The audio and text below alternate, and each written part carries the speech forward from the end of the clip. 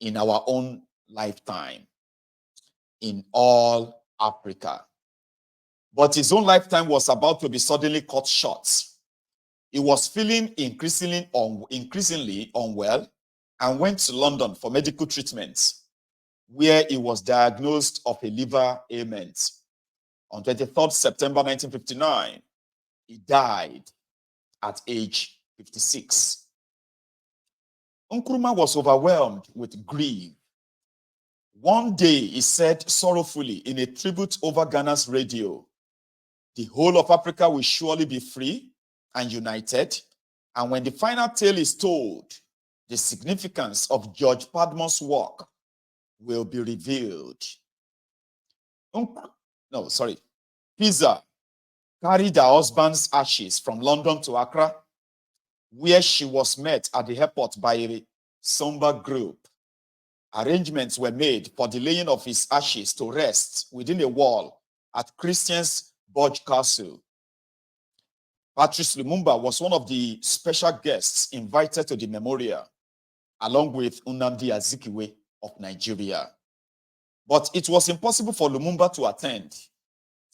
Based in Stanleyville, where he was immersed in political work and speaking at public rallies, he was under heavy surveillance by the colonial administration. Sir Clare Drake, an African-American sociologist working at the University of Ghana, was invited to the ceremony. It was a powerful symbol of return. He wrote later, "For those who had been cruelly taken away from Africa's shores."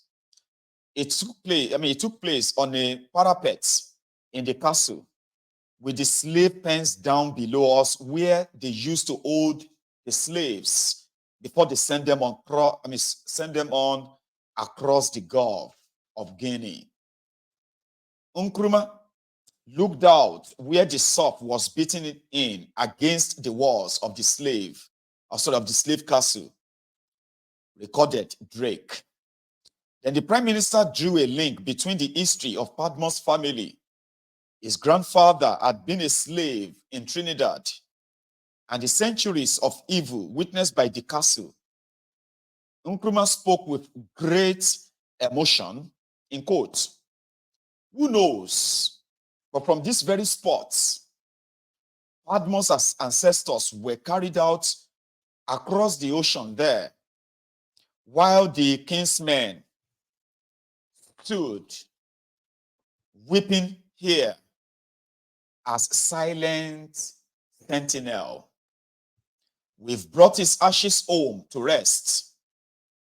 Then Nkrumah slammed them up in the wall, wrote Drake, got his handkerchief, and started crying. The place in the wall containing Padmore's ashes was marked with a small sign, "George Padmore, born in Trinidad, died in London. He loved Africa more than life. Requiescat in peace." I don't know, that kind of was emotional somehow. I'm just trying to hold back tears. I'm an emotional person, right? So I could hold it back. That's something. But let's continue. In Ghana and around the world, many people were celebrating the achievements of Padmore's life, but the CIA was deliberately smearing his reputation. In December 1959, the CIA-backed journal Encounter published a critical article on Padmore by Russell Warren Ho, the journalist with ties to the CIA, who had attended the Ibadan seminar in March. The article referred to a revolt of other African leaders against Padmore at the All-African People's Conference, and portrayed him as contemptuous of Africans. The claims of this article have been interrogated by Carol Postgrove, an expert on Padmore. In quote, Howell's CIA association and the identifiable errors of facts and interpretation in his article, she observes, undermine its credibility. Criticism of Padmore had appeared in Encounter long before his death.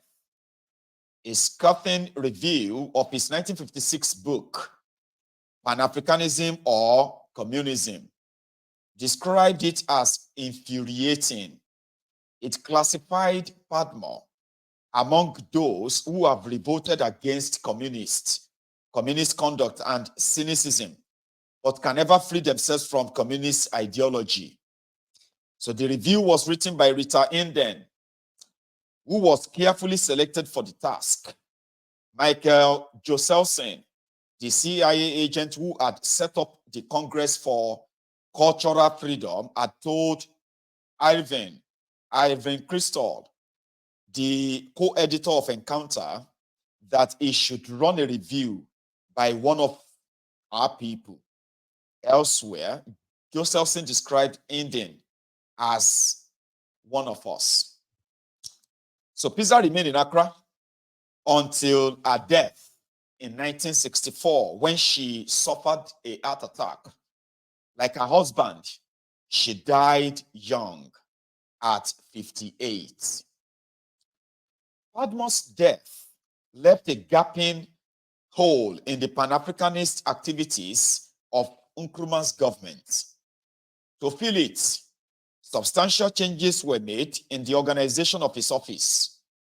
They were intended, explained Nkrumah, to put the work begun by the late Mr. George Padmore on a permanent basis. The long-winded name of the Office of the Advisor on African Affairs became the more succinct Bureau of African Affairs, known as the BAA. Aloysius K. Baden, an ex-serviceman from World War II, who had been Padmore's assistant, was made secretary of the Bureau. Soon, he became director.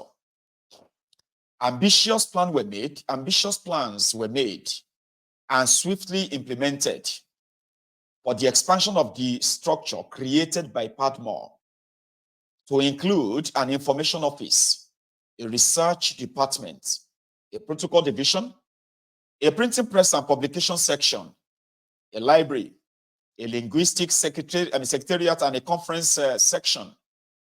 A new advisory body named the African Affairs Committee was established by Nkrumah as a way of fusing the Bureau, the African Affairs Center, and the All African People's Conference Secretariats.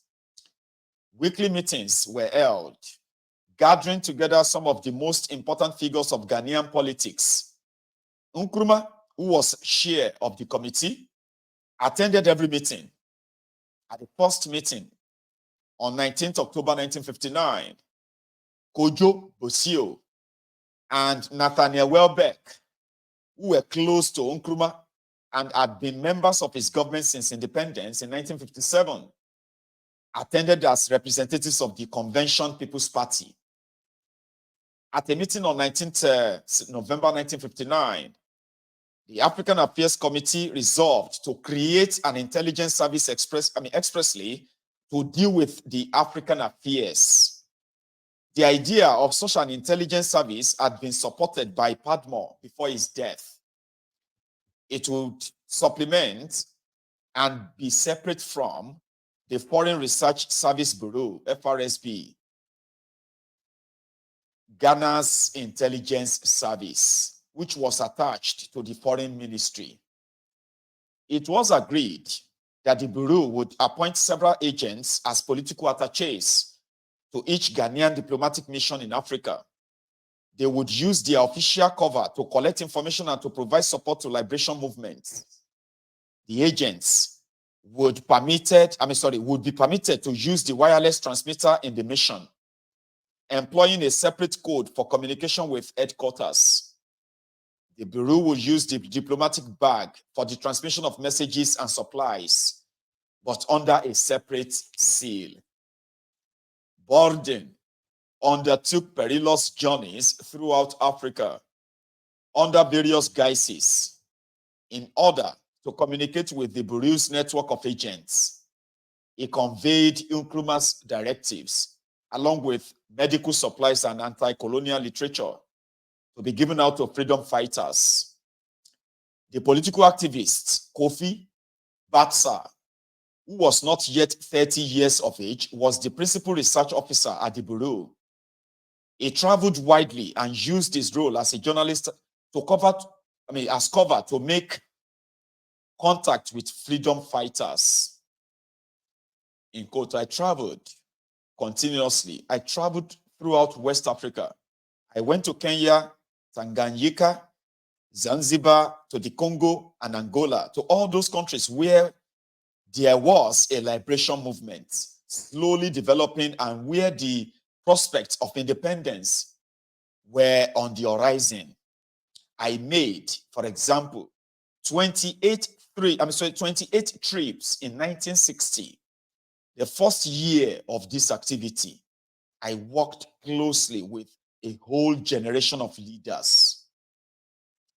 Requests for help from outside Ghana were met with expressions of solidarity and, whenever possible, practical assistance. We in Ghana replied back then in July 1960 to a Mozambican freedom fighter in exile in Swaziland. He said, we in Ghana sympathize with you in your struggle and your sufferings and are willing to give every possible assistance in our power. Nathaniel Welbeck established a close collaboration between the Bureau and the Convention People's Party. Tall, athletic, and a keen stamp collector, Welbeck was a much liked and flamboyant minister of state. In May 1960, he became chairman of the Bureau. A letter from Welbeck to Nkrumah headed Operation Independence, transfer of financial aid to freedom fighters, reveals the confident vision of the Bureau. The Ghana government, it said, had made its intention clear to give financial assistance to all freedom fighters in their attempt to free themselves from imperialist yoke. Fortunately, we are in a better position than most, if not more than all the independent African states, who have also pledged themselves to that end. We are in a better position because we have the effective machinery to deal with the problem. Our financial position is rosier. The letter added, we have well-laid, flexible plans to suit in each turn the ever-changing maneuvers of the imperialist tactics. The Bureau provided scholarship to 14 Mozambicans to study party organizations in Ghana. It organized their travel carefully. Special permits were arranged for their journey to Accra via Tanganyika, and their expenses were covered by the Bureau. Their travel also depends on the help and protection of liberation movements en route. Simon Zukas, a Zambian freedom fighter, recalled many years later the valuable support provided by Ghana. In 1960, while Zukas was living in exile in the UK, Reuben Kamanga, one of the co-founders of the Anti-Federation Action Committee, I'll take that again. They said, while Zukas was living in exile in the UK, Reuben Kamanga, one of the co-founders of the Anti-Federation Action Committee, went to London from Cairo and obtained a donation of some £30,000 from the Ghanaian High Commissioner. He entrusted it to me for disbursement on instructions from himself or from Kenneth Kaunda. Zukas wrote, I kept the money on deposit at my bank and disbursed or remitted from it when instructed. I accounted fully to Reuben Kamanga when we met again in 1964. By early 1960, freedom fighters were flocking to Ghana from South Africa, the Rhodesias, Tanganyika, Algeria, Cameroon, Angola, and the other European-ruled colonies. The Bureau of African Affairs provided them with visas, clothing, a small stipend, basic toiletries, and literacy classes.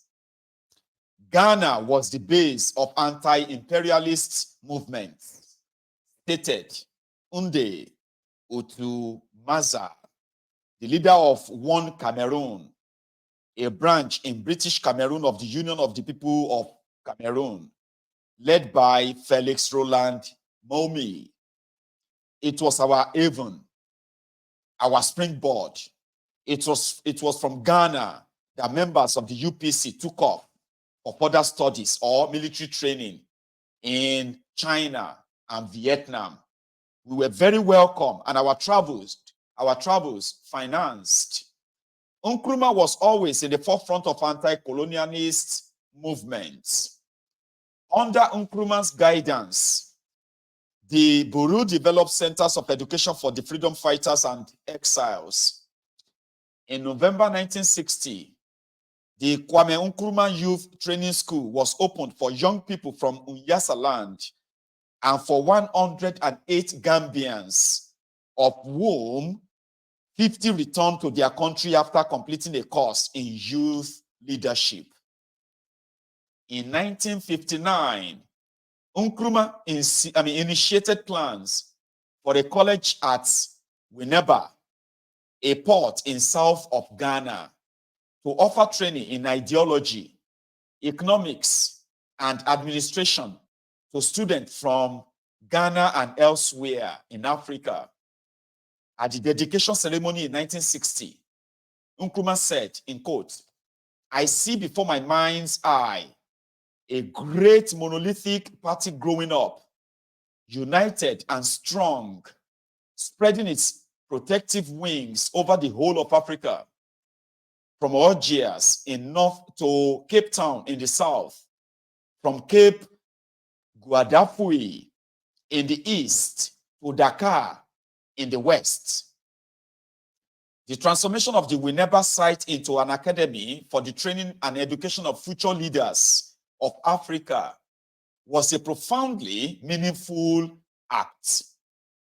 Winneba had been built as a slaving port, Port Winneba, in the late 17th century by the Royal African Company, an English trading company under royal patronage. Between 1662 and 1731, the RAC transported approximately 212,000 slaves, of whom 44,000 died en route. Many were branded with the letters DY for the company's governor, the Duke of York. Others were branded with the company's initials, RAC, on their chests. The company's profits substantially increased the wealth and the financial power of those who controlled the city of London at the time. The Bureau of African Affairs maintained one of the largest presses in Africa, publishing newspapers and magazines to spread Nkrumah's Pan-Africanism or Pan-Africanist views across the continent. Best known was Voice of Africa, which was published every Friday. The Spark and its French version, L'Etincelle, the African Chronicler, Freedom Fighter, and the Information Bulletin on African Affairs. Batsa was editor of both Voice of Africa and The Spark. The message of the Voice of Africa was clear: in unity lies our salvation. It encouraged its readers to learn from mistakes and to build a future of freedom. According to the Voice of Africa, Ours is the voice of Africa, the voice of the African peoples, terrorized, enslaved, deceived, and exploited. Ours is the voice of peace and freedom. We bring the dawn of a new era in the world, the dawn of a new Africa. Long live freedom fighters of Africa. Long live the African Revolution. Long live a union government of Africa. This was their own motto, by the way. The journal published a wide range of articles, such as Imperialist Awakening and Dangers of NATO. Dangers of NATO war or NATO war. Let me take that again. They're like headlines there, right? Some prominent one. They said, such as the imperialist weakening. It's not even awakening. And dangers of NATO war bases in Africa. Above all, read. It instructed earnestly. Read everything. Read something. Know something about everything. They said, read everything. Something of everything. It will enable you to develop a critical acumen, to sharpen your sword for the rapidly approaching final showdown with the foreign oppression. Read everything. Read something about everything. This focus on reading very much represented the convictions of Nkrumah himself, a voracious reader. Genoveva Malice recorded Nkrumah's effort to encourage reading among his close associates. He said, "You don't read enough," he would declare to me or to his other close associates. He would turn to the shelves behind him. These were full of books, and he would carefully study the titles. Then he would take one from a shelf. The person before him might be a minister or a civil servant, or it might be me. "Let me have a summary of this book," he would say. "I have to prepare a paper on the subject." This might or might not have been true, but it forced the recipients not only to read, but to thoroughly study and absorb the subjects. Wrote Genoveva Malice. Nkrumah was certainly bookish, but he was by no means an intellectual snob. He and the staff of the BAA were eager to communicate with as many people as possible throughout Africa. But they were aware that most of them had never been given the opportunity to learn to read. It was therefore decided to include cartoons in the publications, which visualized the important message of unity. Batsa was proud of the Bureau's achievements in delivering Voice of Africa and the Spark all over the continent. We were banned in many countries, still under colonial rule, he wrote, but we managed to reach most countries by one means or another. No frontier was safe.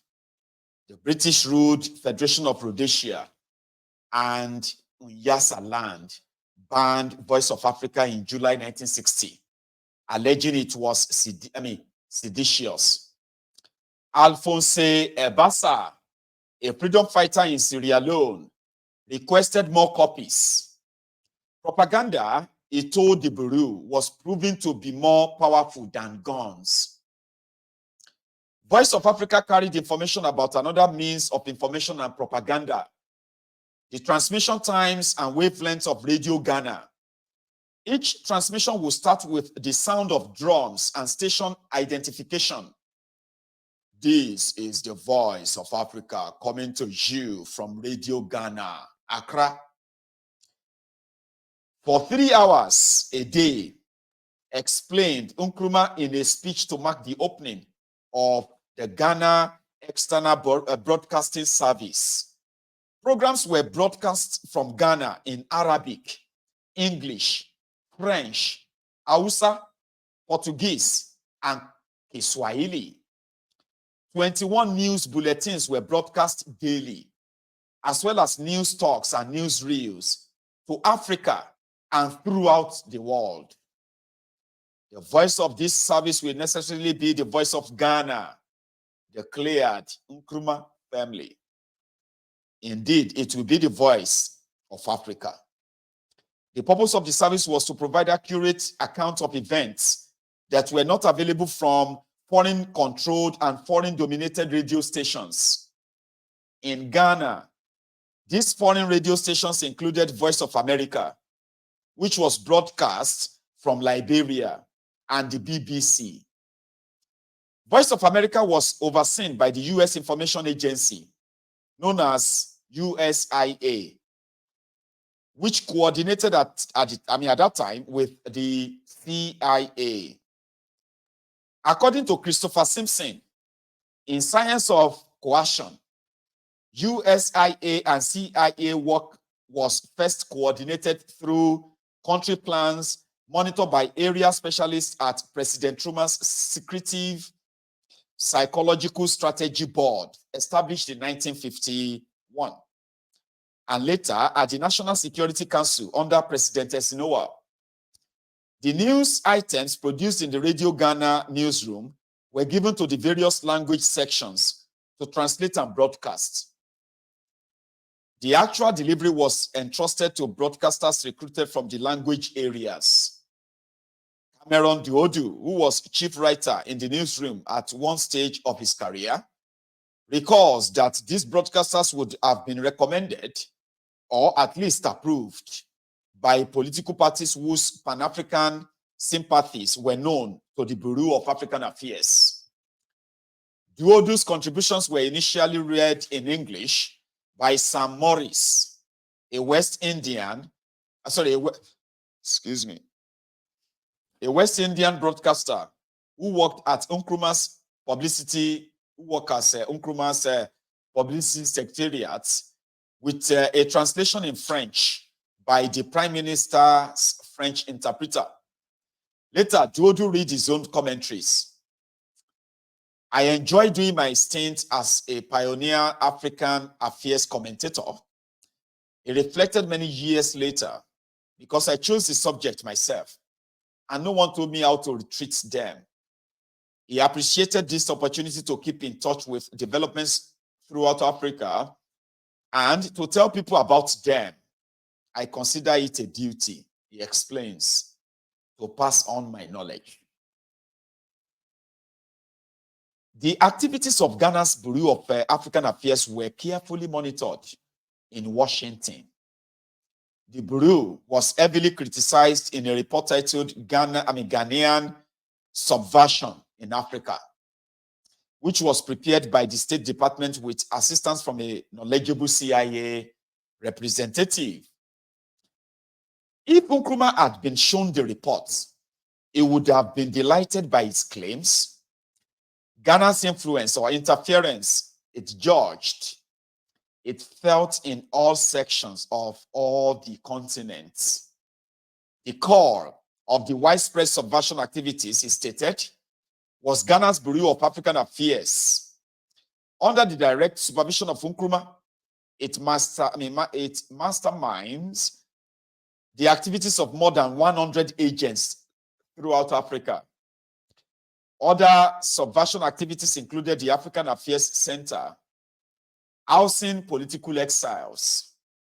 Words of mouth underground is another technique used to advantage, observed the report with disapproval.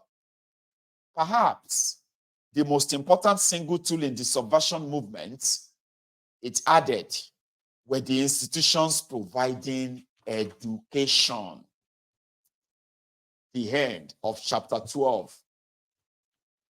Now, I have I have 20 minutes to go.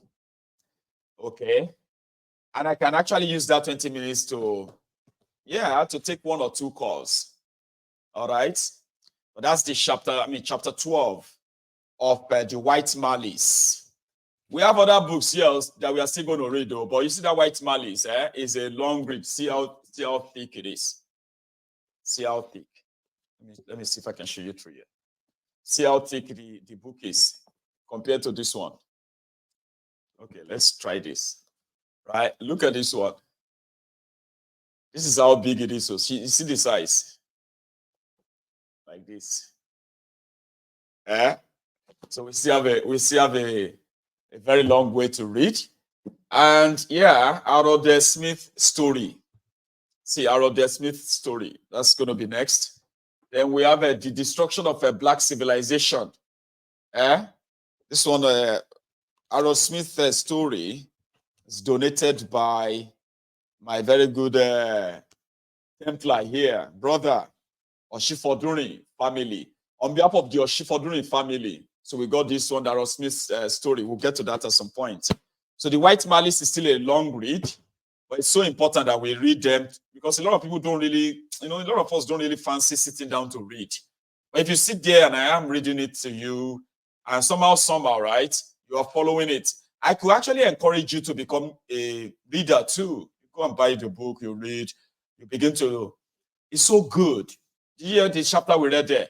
Nkrumah, Awolowo, Azikiwe. These are kind of people who are like in their record, from their record, right? They were so very much interested in education, educating those who are supposed to be the leaders of tomorrow, the leaders of the Africa. They were so interested. The ideals, the ideas that they want them to promote and project. Pan-Africanism, one Africa, this or that, right? All of this needed education. You needed to educate the people you want to carry out your ideas. That's what we are doing on My Ego's Theory Political. We are educating ourselves. And I'm going to keep encouraging a lot of you to be like that too. Pick up the book, read, read, because I don't even know what to say, right? So thank you so much, everybody, for listening. Now let me see if I can open the line. I can still take calls, right? Or maybe just one or two calls, right? I think I can still do that. Let's see. Because what happened is that today is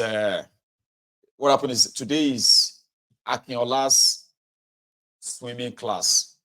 And say for here, it's called responsibility. I have to kind of get him for his swimming class. A great one, right? So, and I have to be very timely too. You can help me do that. So I know some of you are trying to cut through now, but the call keeps dropping, right? Keep trying. Let's see if any of them will get through. And I can take one or two. Ogechi. Thank you, dear sister, okay, for that. And to everyone else who doesn't want to use the super chat and all that, right? If you enjoy this chat, as always, on My Ego's Theory Political, you can actually support my platform, okay?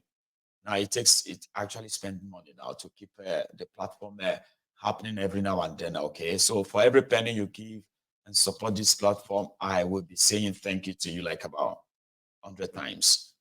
So you can also buy me a coffee. That one is in the comment, okay? You can use the link to just buy me a $5 coffee. That too is there. You can use my PayPal. You can use my, what's that one again? GoFundMe as well, whatever, okay?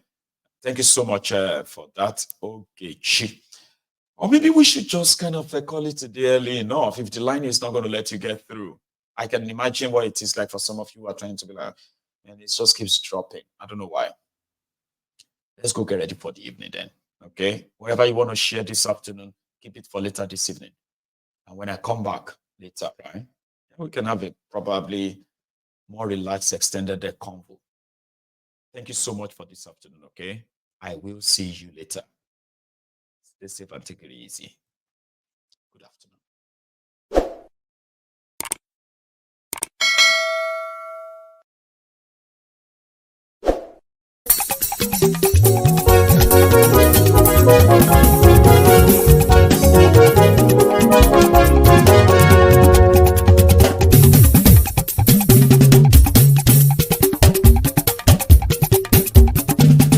Máyégún làwa mọ̀ làmọ̀ tó dódòdó.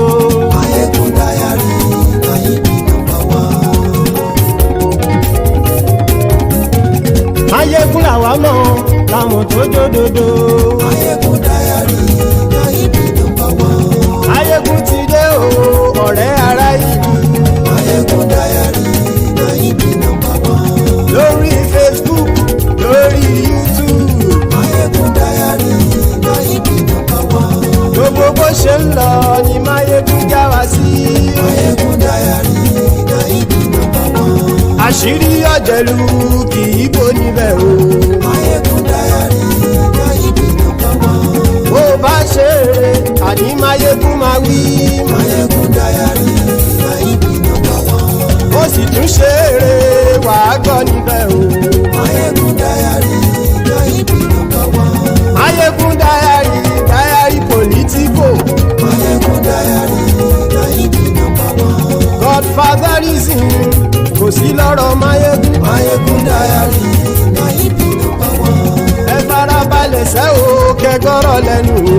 Máyégún Diary na him be number one. Àní Máyégún làwa mọ̀ tó dódòdó. Máyégún Diary na him be number one.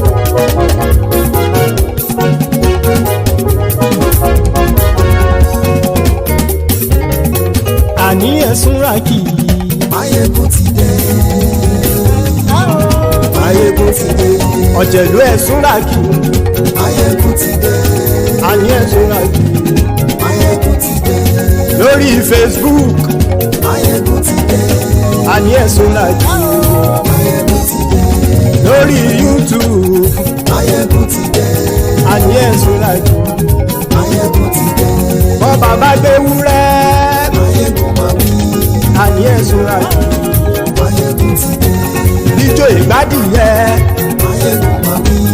Àní ẹ̀sùn ràkì. Máyégún ti dé. Bí pẹ̀sìdó bá rúfin o. Máyégún máa wí. Àní ẹ̀sùn ràkì. Máyégún ti dé. Bí gómìnà kówó jẹ. Máyégún máa wí. Àní ẹ̀sùn ràkì. Máyégún ti dé. Ọlọ́pàá tí ń darí bá. Máyégún máa wí. Àní ẹ̀sùn ràkì. Máyégún ti dé. Aṣòfin tí ń rúfin o. Máyégún máa wí.